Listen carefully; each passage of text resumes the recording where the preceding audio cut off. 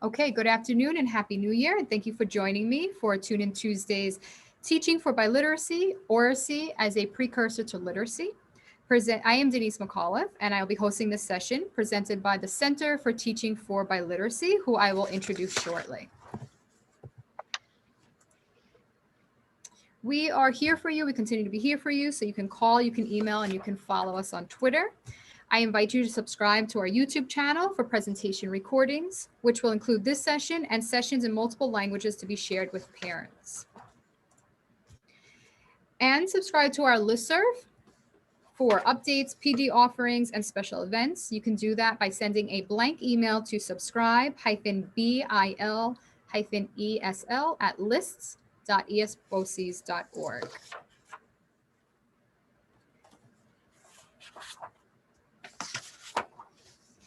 Additionally, many key Office of Bilingual Education resources are available and easily accessible. I will post the link to this document, contact information, and other resource links in the chat in one moment. Before I introduce the team, I want to take some time to learn a little bit more about who all of you are. In a moment, you will see a poll on your screen, and you're going to indicate which language you instruct or most of your instruction with students is in. So in a moment, you will see a poll here. Okay, there should be a language of instruction poll in progress. Take a moment to respond. It says, my language of instruction is English only, English and Spanish, English and another language, Spanish only, or another language only. And we'll take a few minutes. I know some of you are just joining us. I see that some are responding. Okay, it looks like we have some English only instructors and others in bilingual programs, so English and Spanish. Thank you. I'll show you those results there.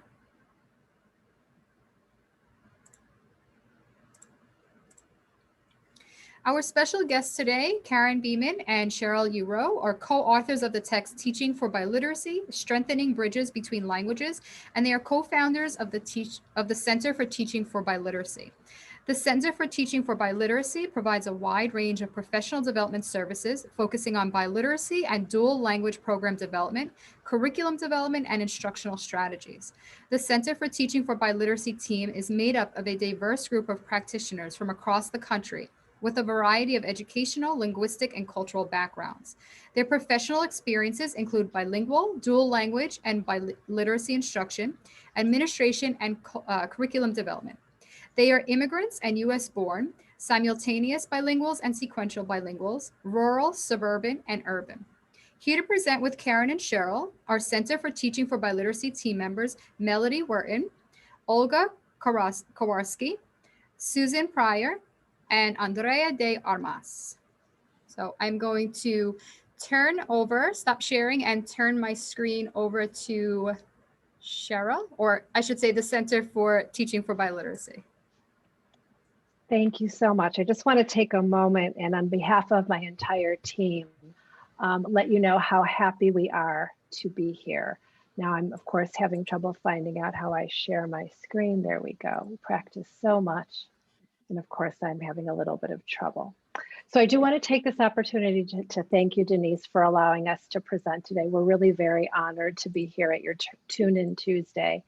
What I'm going to do now is give you a little bit of an overview of what we're going to talk about and introduce my team a little bit more. So again, I'm Cheryl Urow, and I'm pleased to be here with my co-author and co-founder, Karen Beeman. And as you mentioned, we're joined by our team members, including Andrea de Armas, Olga Kowarski, Susan Pryor, and Melody Wharton. Today, we're going to be sharing some information that is based on our text, Teaching for Biliteracy. And I know, Denise, at the end of the session, you're going to talk about a potential book study. If you're interested in purchasing this text, I've given you the link here where you can purchase it at a discounted price. In addition, as you mentioned, we encourage you to sign up for our website. It is free, but in order to access the resources, you will need to sign up. We have some really wonderful resources, including blogs, videos, and other digital things that you might want to reference.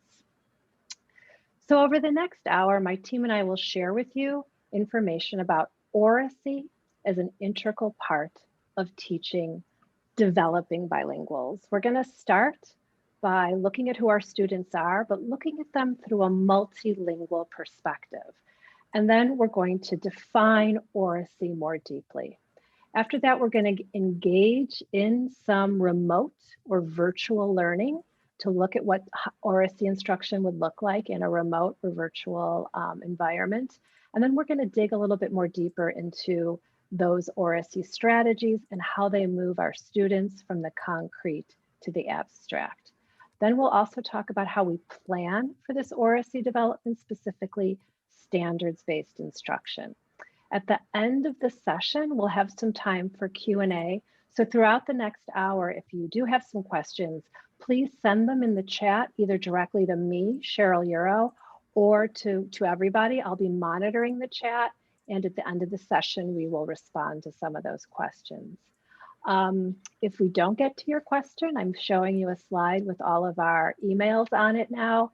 We'll show you this slide again at the end of the session in case you'd like to reach out to us directly with a question. So let's go ahead and get started. That image that you see there, that's our logo, and it is an image of a developing bilingual and how we view that student from the multilingual perspective. Let's begin to look at this representation of our students by looking at the colors. The green represents Spanish or the other non-English language. The blue represents English, and this teal blue-green color represents the bridge between the two languages.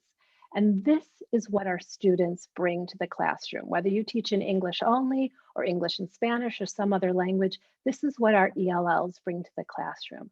They bring resources in Spanish or some other language, resources in English, and resources in that wonderful third linguistic space where the two languages come together.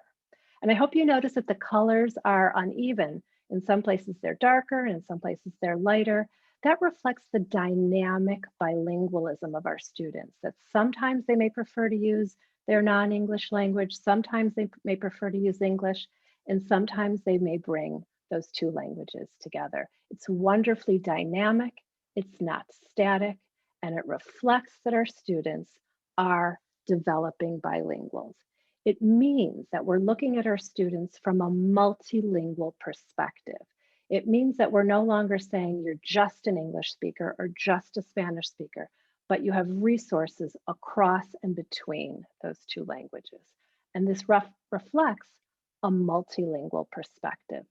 So let's look a little bit deeper at what I mean by a multilingual perspective, and let's compare that to the monolingual perspective of how we might look at students. The monolingual perspective says that all students have an L1, a single L1 or dominant language. They're either English dominant or Spanish dominant or Polish dominant or dominant in some other language. And how is this monolingual perspective manifest in our program? It's manifest through this question that we hear a lot. What is the student's L1 or dominant language? I'm sure you've all heard that question a lot.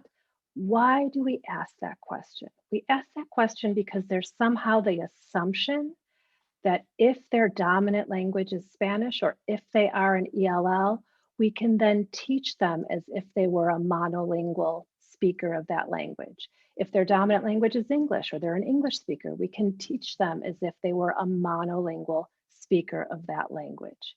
That's the monolingual perspective, looking at our students as either monolingual English speaker or monolingual Spanish speaker.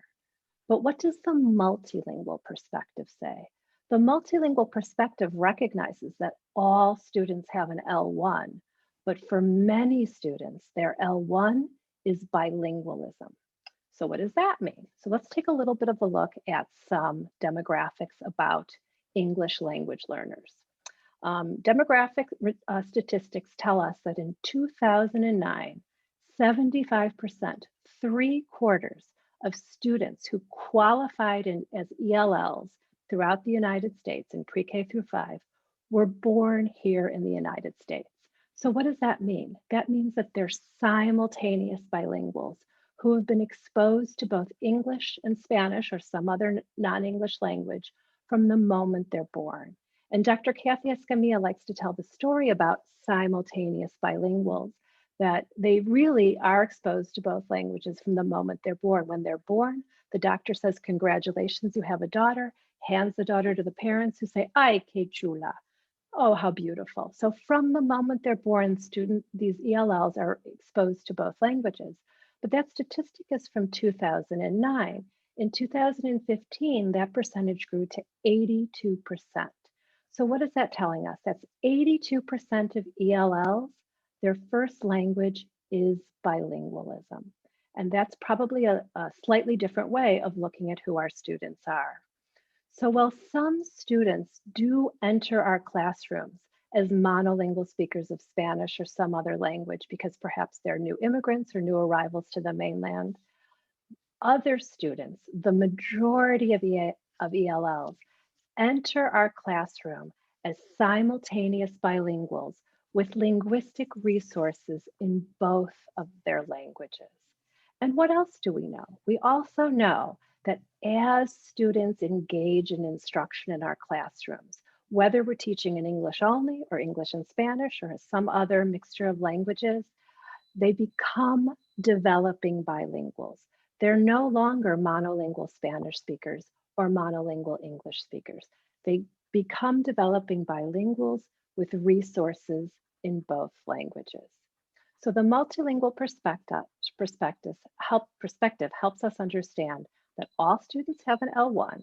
For many, their L1 is bilingualism. And as they engage in instruction in our classroom, they all become developing bilinguals. So rather than asking, what is the student's L1 or dominant language, it's much more effective to ask, how does the student use their full linguistic repertoire? And how is language used in their communities?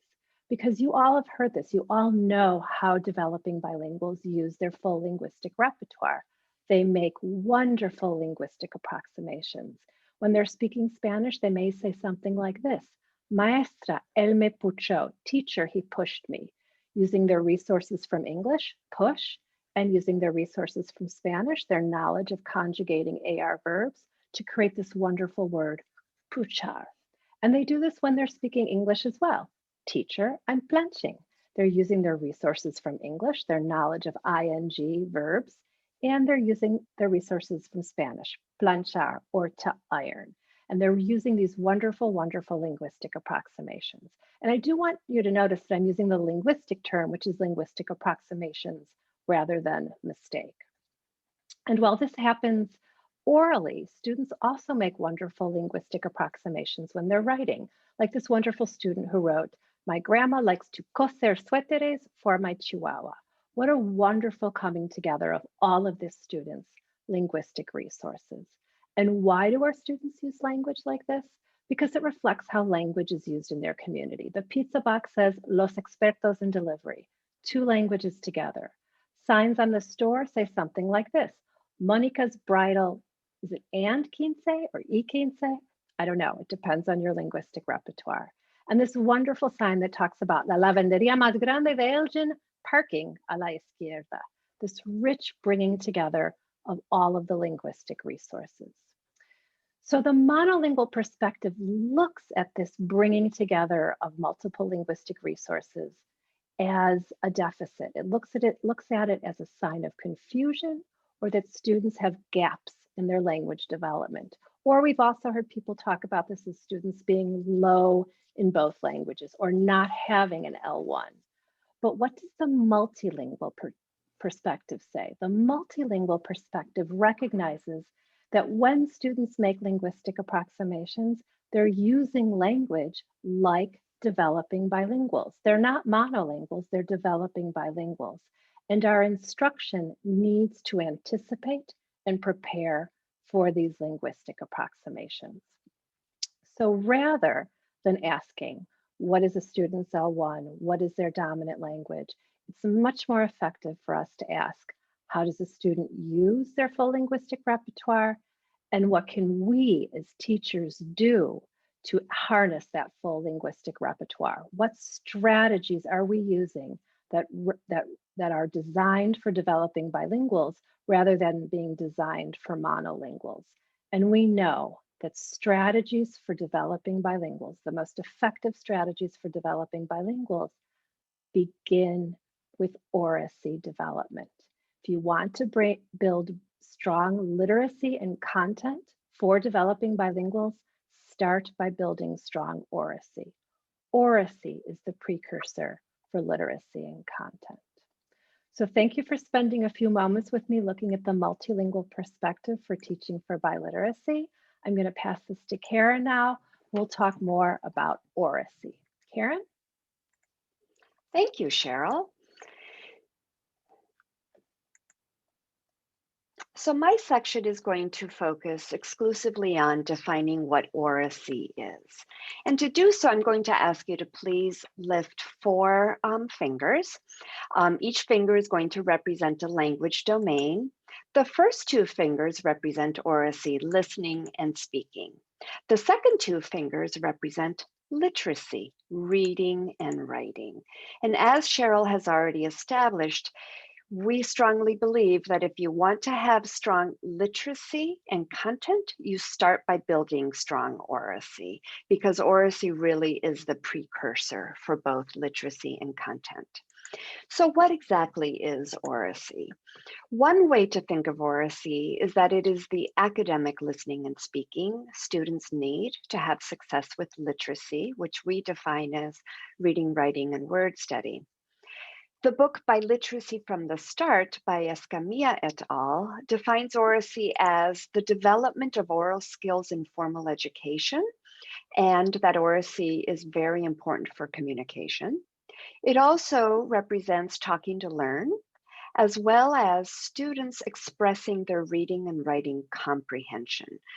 They add that Oracy includes 3 main components: language structures, vocabulary, and dialogue. So what I'm going to do right now is plunge into understanding Oracy by having you engage in 2 activities. These activities will first be in English and then the second in Spanish.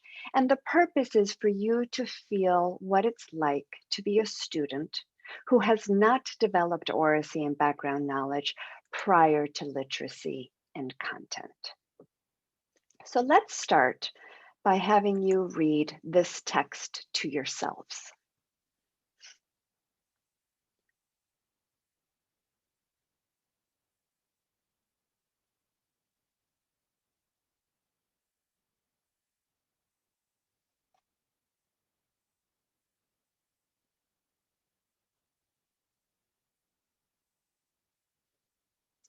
Hawked gems, a planet like an egg. What do they have to do with 3 sturdy sisters? Some of you might know what this text is about, but most of our students would not if they were asked to read this text in 4th or 5th grade, or maybe even older.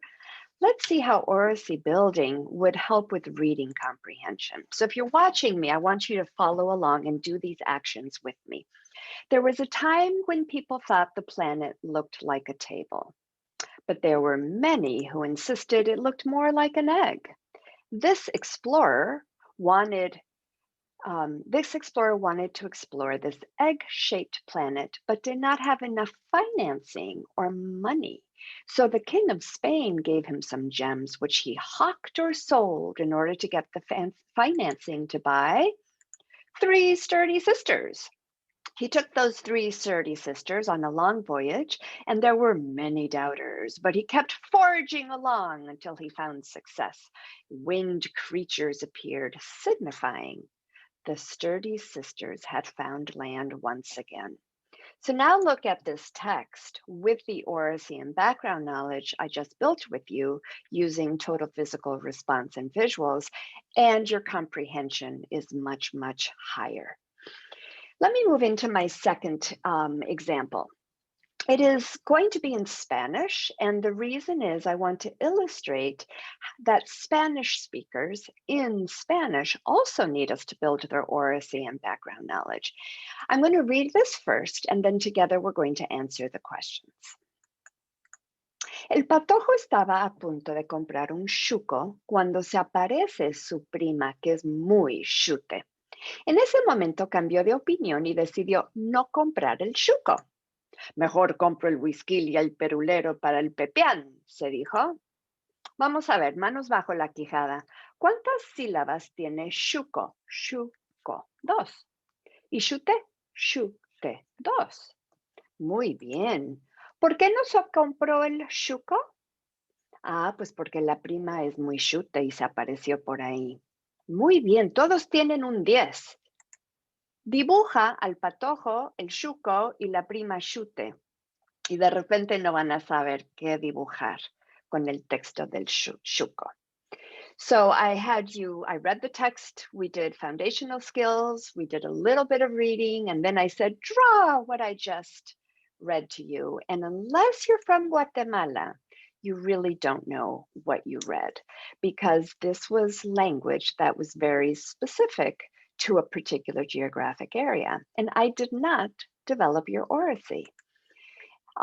Just so that you know, shuko is a real word. It means either hot dog or dirty, and it comes from Mayan. Chute, as you can tell by this visual, is also a real word. It means nosy, or if you're from Mexico, metiche. And then finally, patojo, another real word, is a muchacho or an adolescent. So I hope that these two examples have helped make the point that many of our students in the US experience Spanish or English instruction as incomprehensible, even those who come from Spanish-speaking or English-speaking homes. When taught in isolation, they often do not understand the key words and complex language needed for comprehension because they don't have the oracy and background knowledge required for success. So the question is, what do we do? And that's what the rest of our session today will be about. So we start by thinking about these three supports when we plan instruction. These three supports come from the WIDA consortium, and we love them because they're so evident and really easy to use: sensory, graphic, and interactive supports. And the magic happens when you use three supports together as a bundle. The second thing we do to address our student needs is that we use a framework such as this one. This is the Biliteracy Unit framework that Cheryl and I describe in our book, Teaching for Biliteracy. This Biliteracy Unit framework is standards-based, and it always begins by building oracy and background knowledge to set students up for success with content and literacy, which come afterwards. So when you select oracy and background building strategies, we have some characteristics we want you to consider and to keep in mind. The first is that the strategy should bring about active engagement on the part of the students. The strategy should focus on receptive language or listening, productive language, speaking, language that is academic, and we highly recommend using the standards to define that language, supported by sensory, graphic, and interactive supports, ample time to practice this robust language, the gradual release of I do, we do, pairs do, you do, and finally that we consider oracy as complex language, complete sentences, academic vocabulary. So what oracy background is on the left, it's complex, it's abstract, it's formal, and it's developed through experiences. What it is not is a list of vocabulary, a read aloud, or a simple turn and talk. So in this section, we have defined what oracy is. We've experienced what it's like to not have oracy and background knowledge, and we have discussed what we should do. Use language scaffolds and start on units by building oracy and background knowledge. My colleague Andrea will now show us what these characteristics look like by modeling how to build oracy in a distance learning context. She will model sample instruction in Spanish to elevate the status of Spanish, and also to provide those of you who are Spanish language learners the experience of what it is like to be learning in a language. Thank you. Thank you, Karen. I will go ahead and share my screen now.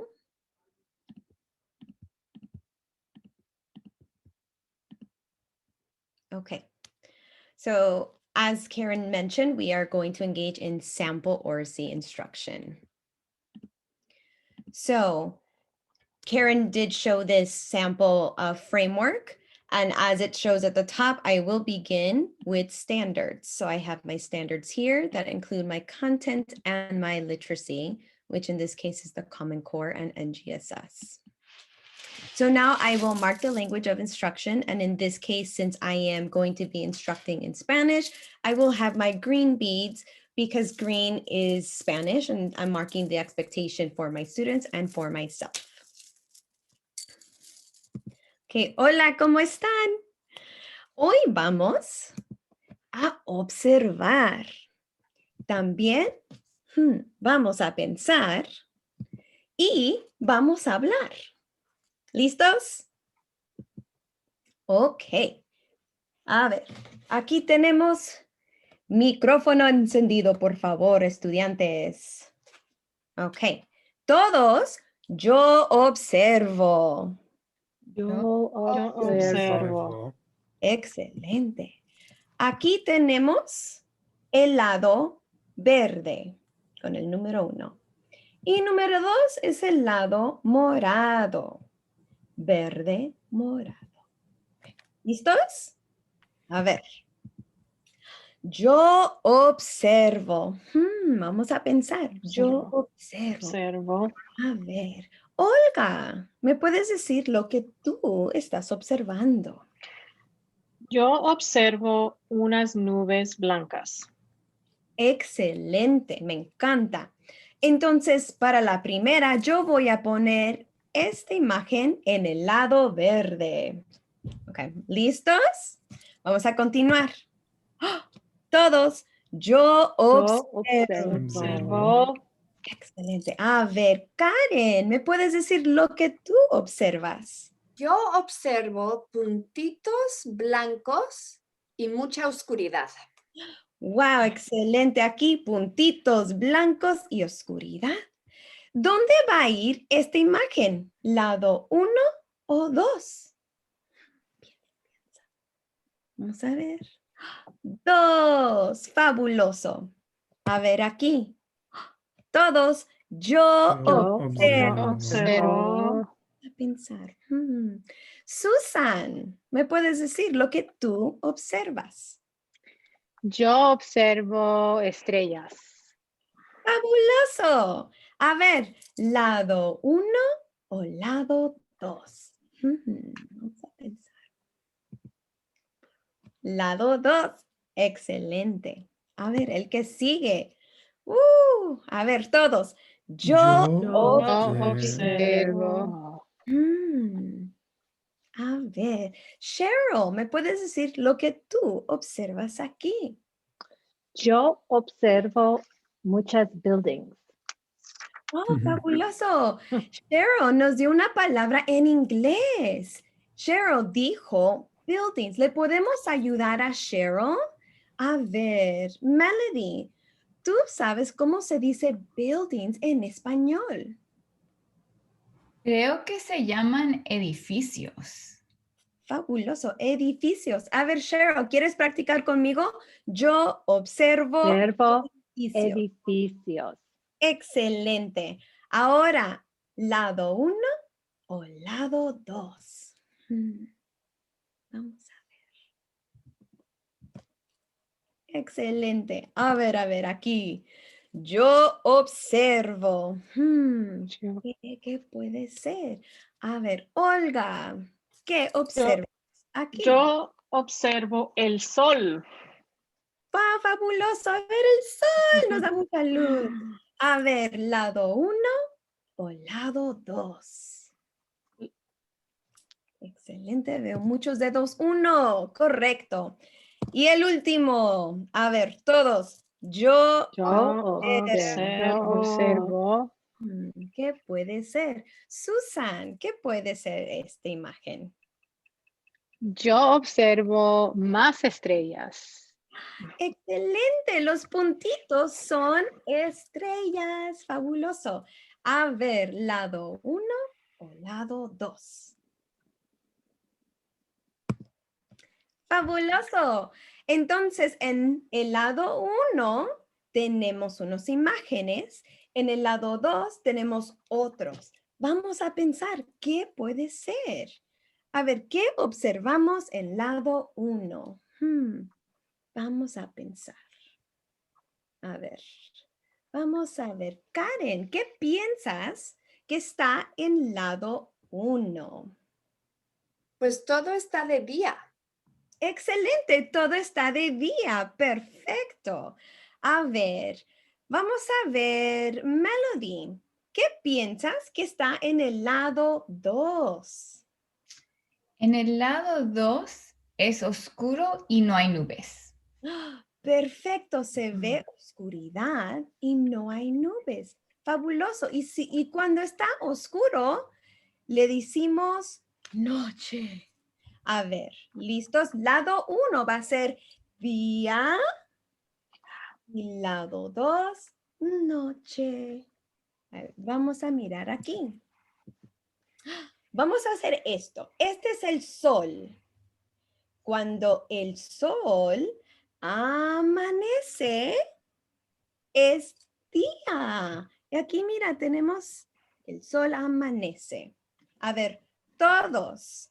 Cuando Cuando el el sol amanece, amanece, es es es día. día. Excelente. A ver aquí, tenemos el sol otra vez. Cuando el sol cuando el sol atardece atardece, y salen las estrellas, es noche. A ver todos. Cuando el Cuando el sol sol atardece atardece y y salen las salen las estrellas, estrellas, es es de noche. noche. Fantástico. Mira, aquí tenemos cuando el sol Sol amanece, amanece, es día. día, excelente. Y otra vez, cuando el Cuando el sol sol atardece, atardece, salen las las estrellas, estrellas, es es noche. Es noche. excelente. Después vamos a practicar en grupo pequeño. Aquí vamos a observar. ¿Listos? Vamos a mirar el sol. Mira cómo se mueve el sol cuando amanece, se mueve y mueve atrás del cielo y luego atardece. Y otra vez, amanece el sol y atardece el sol. Y otra vez, amanece. Cuando amanece es De día. Día. y cuando atardece es Noche. de noche. Mira cómo se mueve. Es un ciclo y es un patrón que podemos observar. Mañana vamos a practicar en grupo pequeño con estas fotografías. ¿Listos? Okay. Thank you, Center, for being my students today in this virtual platform. So now you will be working with Olga to observe and discuss the strategies that you saw in my sample instruction, as well as others that you can engage your students in.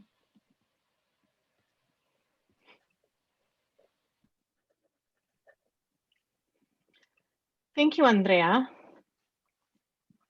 So first, Cheryl and Karen really set the stage for Andrea to be able to model what it might look like to use Oracy strategies with our learners through sample instruction.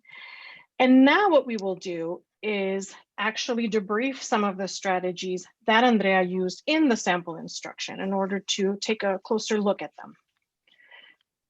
First of all, we first learned with Karen that while Andrea was teaching, we should be able to observe certain characteristics of what Oracy building strategies might look like. So what I want to do today with you is have you engage with me a little bit by letting me know. I'm going to ask you some questions and letting me know if you observe these characteristics or not by giving me a thumbs up, either through your commands on Zoom or physically. Okay, so my team members will help me by checking you out. Thank you. Wonderful. So let's begin. Let's check ourselves. Give me a thumbs up if you did indeed witness these characteristics. So the first one is active engagement. Did you all participate in active engagement in Andrea's instruction? Thank you. What about the next part being, did you build first your receptive language by listening to Andrea as she was modeling the key language? Thank you. Yes, right? And then from there, very nicely, we actually ended up focusing on productive language when she had us repeat. Did you all feel like you did that with her? Wonderful. And really, we ended up thinking and focusing on some academic language. Did you use academic language during instruction? What would you say? Wonderful, yes, right? And did Andrea actually support us using graphic, so pictures, right? Sensory, graphic, and interactive supports? And by that, we mean pictures, the table that she used, an actual small group. Yes, right? Excellent. And were you given time to practice this robust language needed? Yes, I see you using your hands and your signals. Thank you. Now, had Andrea been with us for a longer amount of time, have we all had more time, we would have practiced a lot more. But she did give us ample opportunities to practice this robust instruction. Let's go on. Did Andrea use the gradual release model? So first she modeled I do, right? Then she had us participate in the we do, and then we did a little bit of small groups. Did she have us do those? Yes, right? Thank you. And then, did we actually use this complex language? So academic language that came from the standards, but in phrases and in simple sentences. We definitely did, right? So really, we ended up using all of these, and you are going to be able to then come back and be able to incorporate some of that in your planning. So Andrea specifically utilized these strategies, and they are not the only ones, okay? They are not the only ones that you can use. There's more, but she ended up using sentence prompts by pairing them up together. So we're going to break these up now so we can study them a little bit more. The first strategy that Andrea used was total physical response. And she first had us really observe and listen and think. That is how we focus on our receptive language first, which was just listening as students. And we use the vocabulary by having us listen really and matching, right? She was matching vocabulary to a motion, to an action. And after that, she had us focus on the productive language by repeating what she was saying. And really all of this together, right? This strategy is very popular, and it helps us be able to really attach a kinesthetic movement to and gesture to academic language, and building really phrases beyond words. So it's a great way to really work on our vocabulary and language. The concept attainment strategy that she used, she paired up with a sentence prompt. And what was happening is that it was providing our students, so us really, with the experiences in which we are able to describe a concept through interactive teacher-led processes, right? So really, Andrea was leading us to arrive at the concept of day and night, but she wasn't flat out telling us what those concepts were. Instead, we were forming those concepts by repeating some of the key language that she wanted us to really focus on. And then she really had us using those two columns, number 1 and number 2, to be able to classify the terms.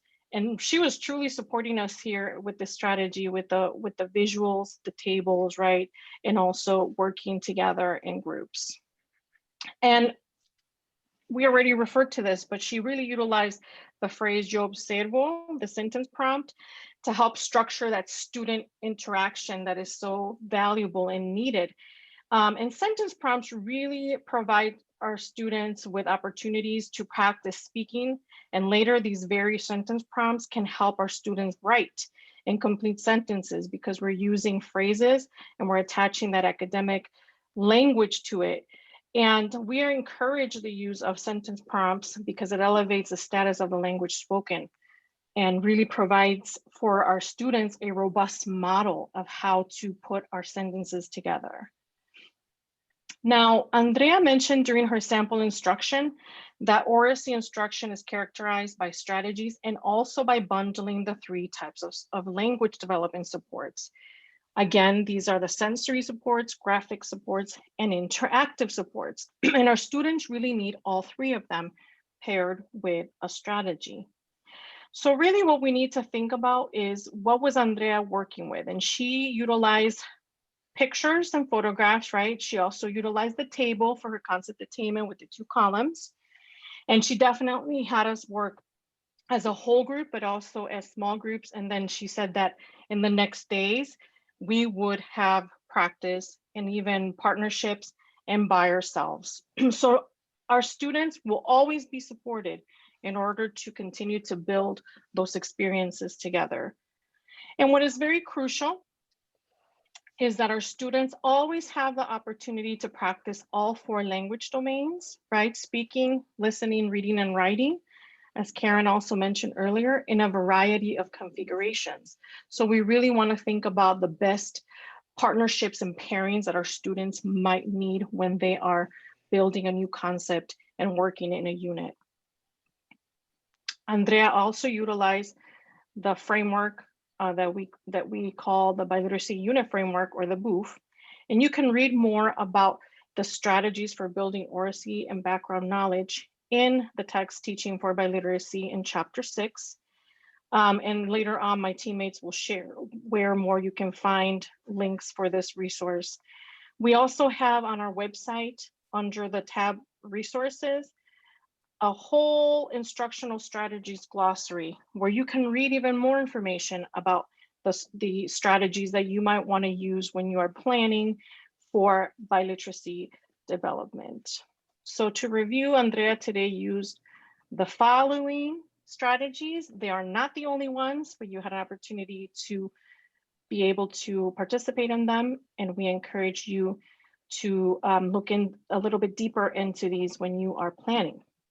So now that we have had the opportunity to dig a little bit deeper into those, we will get to hear from my colleague Susan Pryor, and she will guide us into thinking more deeply about planning for Oracy instruction.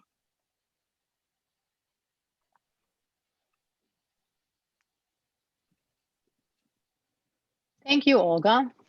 So now we're going to delve into the idea of moving from concrete to abstract when we use Oracy strategies. So as Olga described Andrea's instruction, she referenced how Andrea exemplified the characteristics of Oracy building strategies that are listed here. Concrete activities also really exemplify these characteristics. When we start with a concrete activity, students play an active role in not only developing, but also practicing the academic language that is going to support their subsequent success with literacy, which is more abstract. So moving from concrete to abstract instruction means moving from building Oracy and background knowledge to engaging in literacy instruction. So do this with me. Concrete means like this boulder, something solid, something that you can obviously see and like there's no missing it. Abstract means something that requires you to bring more to the situation in order to be able to decipher it or understand it. So moving from concrete to abstract instruction means moving from building Oracy and background knowledge to engaging in literacy instruction.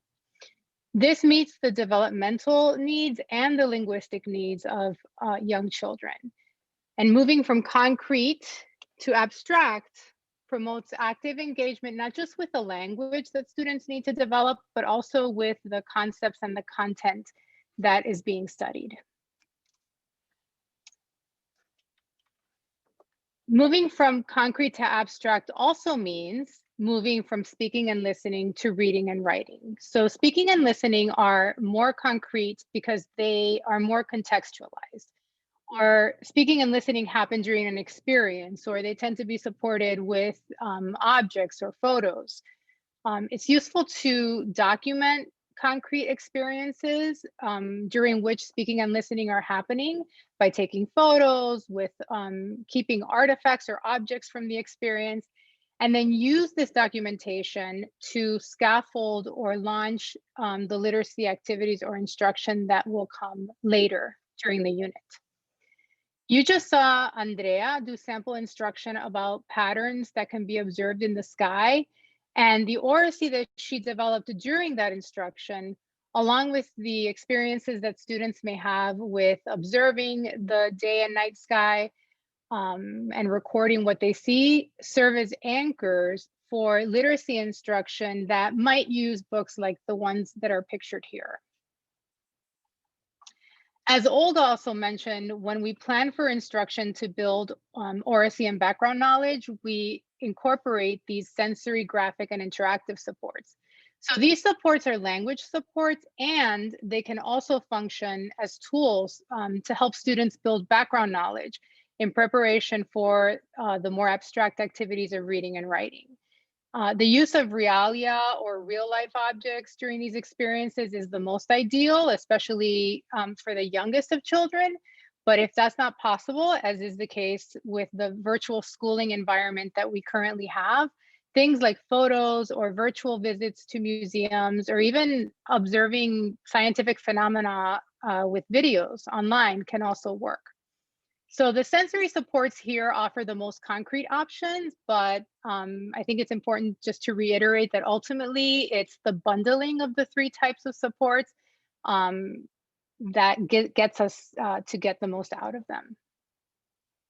So the classroom is a place where we can facilitate experiences that all students can use to build oracy and background knowledge about a topic. And these are some examples of how students can be exposed to new language in the context of concrete experiences so that they have something to hook the language onto. Now, in a pandemic world, we can translate this, we need to translate this, and we can do it effectively by setting up asynchronous concrete activities and making sure that we provide clear instructions to the students and to the families as well.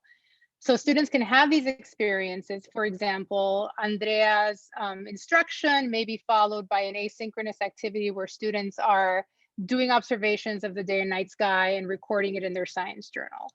So students can bring those asynchronous experiences to the next synchronous session, and together the teacher and the students can process and elaborate on the concepts and the language that students are bringing from having those experiences asynchronously. So I wanted to show you an example of how I applied this idea of moving from concrete to abstract and from oracy to literacy in my kindergarten classroom. So this unit was done in October of 2014, before NGSS was widely implemented. And we were using these Illinois kindergarten standards. So the entire unit worked toward an understanding of the big idea that's listed here. I want my students to understand that all living things go through a cycle. And I wanted to show you the standards for the purpose of making the point that this unit and the activities that you will see were standards based. They were based on the standards that were in effect at the time. And we will talk more about standards later. But for now, I just want you to focus on how instruction that you're going to see moves from more concrete building of oracy and background knowledge to the more abstract literacy instruction. So to kick off this unit, we started with a field trip to an apple orchard, and we tend to think of field trips as culminating activities that are done at the end of the unit.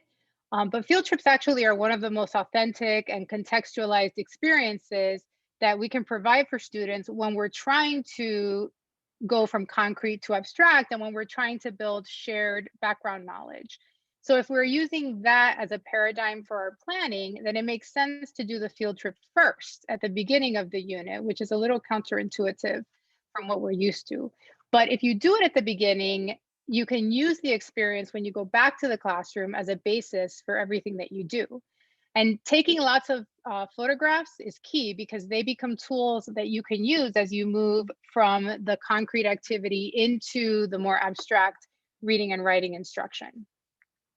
If you are not able to go on field trips, then you can still begin with concrete activities inside of a classroom, even though we did these after the field trip. But students did things like exploring apples with their 5 senses. They made models and different representations of apples. We collectively wrote a song that was accompanied by TPR, and we also played a game where they needed to use some of the language of the unit to participate in the game. And they could do this by speaking if they were ready for that, or by just using the TPR silently. So these are all the kinds of activities that are great opportunities to promote speaking and listening. And the teacher really can play a very intentional role. She can be an intentional conversation partner, or if you have students who are new to the language, who are not ready for production, the teacher can be an intentional language model by doing something called sportscasting while students are engaged in the concrete activity. So what I mean by sportscasting is, sportscasters describe the action on the field as it's happening, like if you're watching a football game.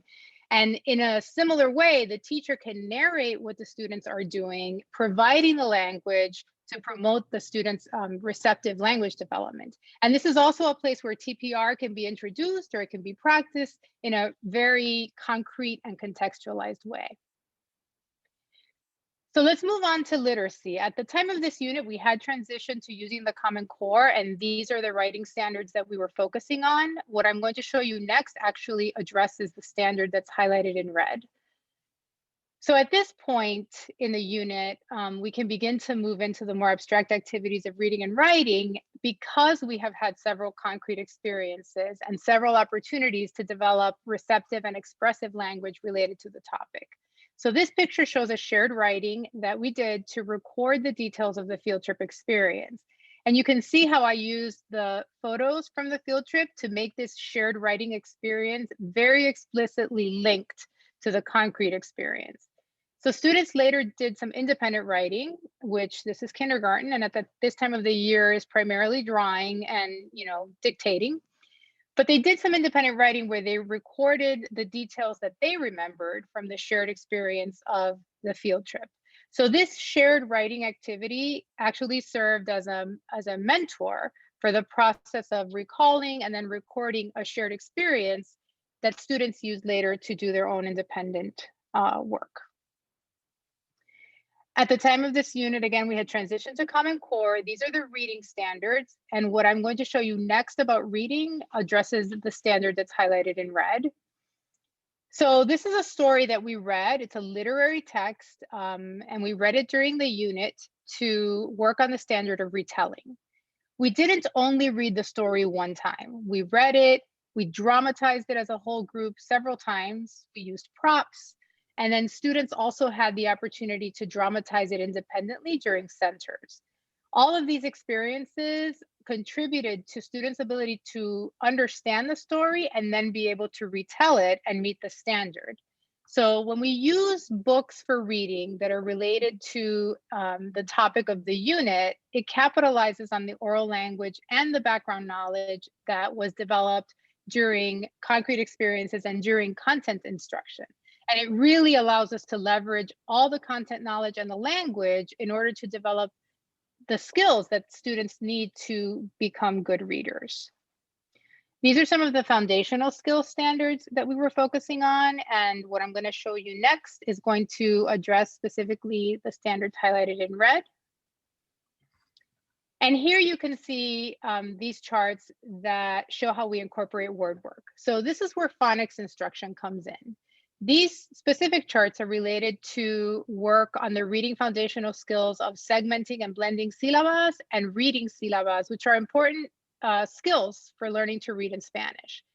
So this is contextualized phonics instruction, which means that we're teaching phonics, but we're using language from the unit. We're using words that students have been listening to, have been using, have been marinating in throughout the unit. So to conclude, I hope that this example from my classroom has given you an idea of how starting with building oracy and background knowledge supports students by moving from concrete to abstract in both their language and their conceptual learning. I mentioned that the standards were the starting point in planning all of the learning experiences you saw, and now my colleague Melody will go more in depth on how the standards really anchor and focus the planning and the implementation of oracy and background knowledge building strategies. Melody? Thanks, Susan. All right. We started this session by learning how to look at our students from the multilingual perspective. Given that many students across US classrooms are language learners that are US born, Cheryl updated our term for these students to developing bilinguals. The linguistic profiles of developing bilinguals is different than that of monolinguals. Therefore, our instruction should anticipate and prepare for the needs of developing bilinguals that use all of their linguistic resources to learn and to communicate in our classrooms. Karen then defined oracy as the academic listening and speaking students need to have success with literacy. She detailed oracy as the complex and abstract formal language needed to be able to communicate about a concept. In other words, oracy is the rich academic language inherent in the standards, but it is more than just vocabulary. Oracy is the ability to talk about and use these words in context because the student has developed the conceptual understanding behind them. It is for this reason that oracy should precede literacy. Developing the conceptual understanding of the content of a text prior to reading it is crucial for comprehension.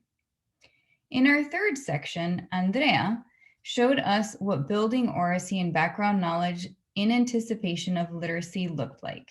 She engaged us in some sample instruction that met the characteristics of effective oracy building strategies. With the content of science, specifically patterns in the sky, building this oracy and background knowledge prepares students to read and write about these topics because they have a working conceptual understanding of them and their related academic terminologies. Then Olga defined the strategies that Andrea used during her sample instruction and helped us see that bundling supports from each column is what ensures student success. The types of supports that are selected can vary and should depend on the student's language proficiency levels. In the next part of the session, Susan explained how oracy strategies support students in moving from concrete thinking to abstract thinking. She gave us examples of how building oracy and background knowledge prepares students for literacy success. Now we're going to take a look at how to use the standards to plan for the development of oracy and background knowledge in preparation for literacy instruction. The Biliteracy Unit Framework, as mentioned by some of my colleagues previously, or the BOOF as we call it, is a research-based tool that can be used to organize instruction. The BOOF can be utilized to plan English instruction, as noted here by the blue color, as well as Spanish or any other non-English language, such as Portuguese or Polish or Mandarin, as noted here by the green color. Following the tenets of backwards design, it begins by identifying standards, big ideas, and learning targets or outcomes that are all aligned with its summative assessment. To maximize efficiency and establish a meaningful context for learning, the BOOF calls for integration of content and literacy. This helps define what students will read and write about, and therefore on what oracy and background knowledge will be developed. So, the first step in planning for oracy is to identify the content standards. These standards could be the science or social science standards that are assigned to the grade level that you teach. Andrea used the New York State Science Learning Standards developed by the NGSS. These content standards create the meaningful context for learning In other words, these standards define the content for the unit and unify what students will be reading and writing about. Not all places, though, can create integrated units utilizing content standards. That's okay. In cases like these, it is important to use a universal theme, such as friendship, to define that meaningful context. It helps define what students will read and write about.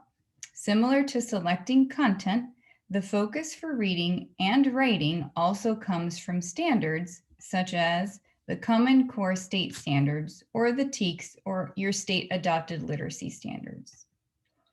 While we didn't get to this in Andrea's example, the unit for which she demonstrated sample instruction does have standards for both reading and writing that are a part of her integrated unit.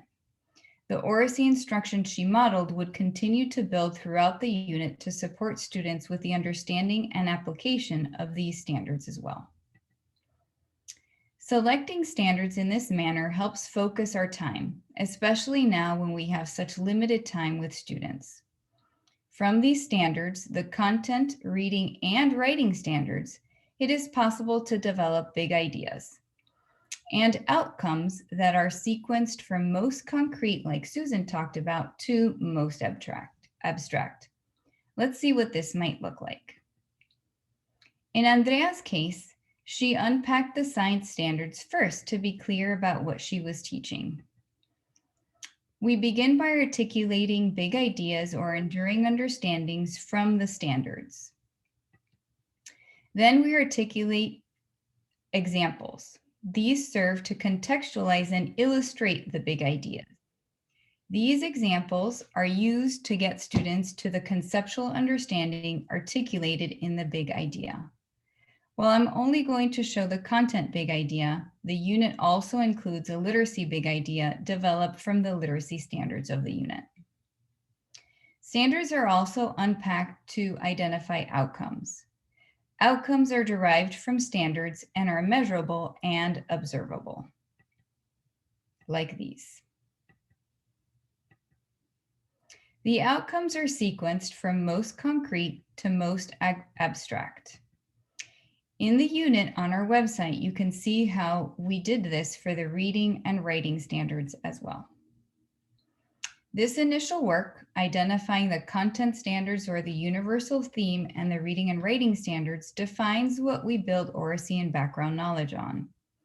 Only after this work is finished can we identify other standards, such as listening and speaking standards, or language standards, or foundational skills standards, or language development standards.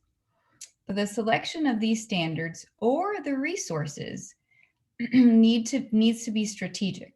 It has to be done with the intention and understanding that adding them will help support students to get to the final goal identified in the summative assessment. These standards that define things such as phonics or the purchase resources come within the larger context of that unit. Once the standards have been identified, along with the big ideas, the examples, and the outcomes, we can plan instruction. To plan instruction, we identify the big idea that defines the conceptual understandings of the unit. Then we take the outcomes that are measurable and observable and align to the big ideas and sequence them from most concrete to most abstract. Next, we strategically bundle a strategy like the ones Olga talked about that Andrea modeled to help students develop that conceptual understanding in an oral way first. With the three kinds of supports: sensory supports, graphic supports, and interactive supports. These are strategically targeted to the language development needs of our students. As you see here in our BOOF or the Biliteracy Unit Framework, instruction always starts with Oracy, because this is what will prepare our students to successfully engage in content and literacy. Then we plan for engaging students in content, reading, writing, and word study that is always within this meaningful context of the unit. Planning in this integrated manner also allows for the strategic stacking of strategies to support students to go from oracy to literacy in a successful manner. In this short session, we have defined the multilingual perspective for teaching for biliteracy and found a new way of looking at our students who are developing bilinguals.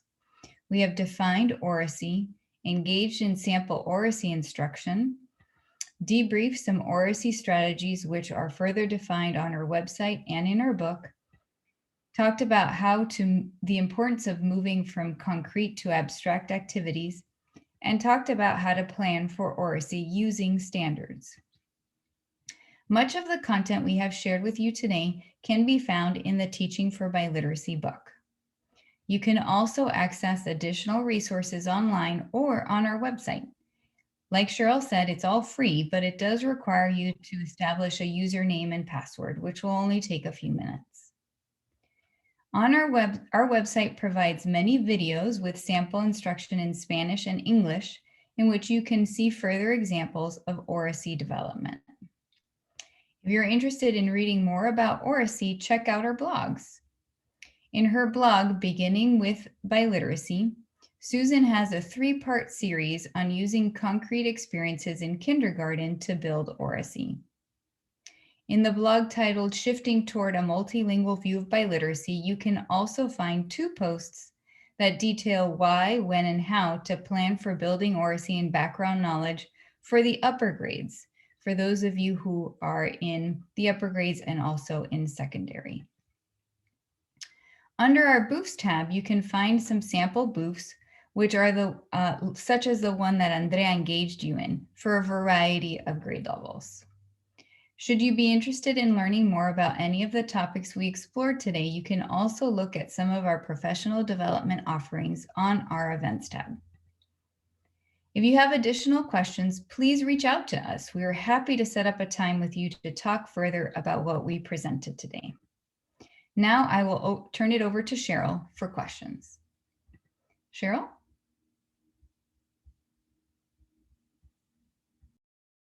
Right, how many times have you said that in the past year? You're on mute. So thank you everyone for your presentation, and thank you for staying on. I do realize we're over our time, but we're happy to stay and ask some questions or answer some questions. I do want to just point out that while we used some early education samples, Susan talked a lot about kindergarten. The sample that Andrea used was for younger grades. We did that because of our short time, right? But all of these strategies work K-12. In fact, I was using the strategy with you as adults, remember? Developing bilinguals, multilingual perspective, all of these strategies work for a variety of grade levels and a variety of content levels. I don't really see any questions in the chat. Denise has mentioned that she has been asked to provide, if we would provide the PowerPoints. We right now have 6 different PowerPoints, but we're going to work on bringing them together and giving you access to them. So I'll share that with Denise, and Denise will then share that with you. So from Robert, thank you, Andrea, for pointing that out. How does this approach assist SIFLE students? So I want to just make sure that I understand the acronym, because just every place has different acronyms. So is this secondary students with? Yeah, well, a sight student can be a student from grade 3 and up, but students with interrupted or informal education. In fact, this is critical for those kinds of students. It's what they absolutely need, because what is it that those students, what do those students bring to the classroom? They bring so much life experience, right? They've been, unfortunately, typically working or doing things that shouldn't be asked of young children, but they bring those wonderful experiences, and they're really used to learning from experiences. Of course, I'm making a generalization and every student is different, but if we can get students engaged in movement, if we can get students engaged with realia, the concrete real stuff, we can then move them to reading and writing. And one of the best ways to do that is through something called the language experience approach, which we didn't talk about now because that is a reading and writing strategy, but you engage students in real concrete activities, and then you take you ask them to tell you what they engaged in, you write that down. Therefore, you have older students reading something that's meaningful for them, but at their own level, as opposed to asking, fifth graders to engage with the very hungry caterpillar, right? You don't want to ask students to engage in something that's just really below their maturity level. But if you can engage students in meaningful activities around content area, grade appropriate content, you can then ask them to tell it back to you and use their own language to create literacy. So that's a really great question, Robert. And yes, it does work with students with interrupted schooling. So thank you. This was a wonderful experience. We appreciate your flexibility in staying on, and we hope to see and hear from you in the future. Thank you, Cheryl. Thank you. And I want to thank the entire team for the Center for Teaching for Biliteracy. That's Karen, Cheryl, Melody, Olga, Susan, and Andrea for sharing, most importantly, your enthusiasm for developing bilingualism and bilinguals. I think we really all enjoyed the strategies that you shared with us for taking us a walk through your website. I put the link to your website in the chat. So those of you who would like to access it right now and bookmark it, you can do that. Also your text, I included the link in the chat for purchasing the text if you are interested. That's Teaching for Biliteracy, Strengthening Bridges Between Languages by Karen and Cheryl. We are also going to be offering a book study. And so I will be emailing everyone who completes the attendance form. So make sure in the chat, and I'll put it in one more time, the attendance form, please complete the attendance form and also the evaluation form, so that we can continue to bring you the best professional development sessions that you are looking for. And as I was saying, we are going to be putting together a book study using the text and learning more about how to engage our students and develop biliteracy. So I want to thank everyone again for joining us, and especially the team from the Center for Teaching for Biliteracy. If you do have any questions, again, you can reach out to the team directly.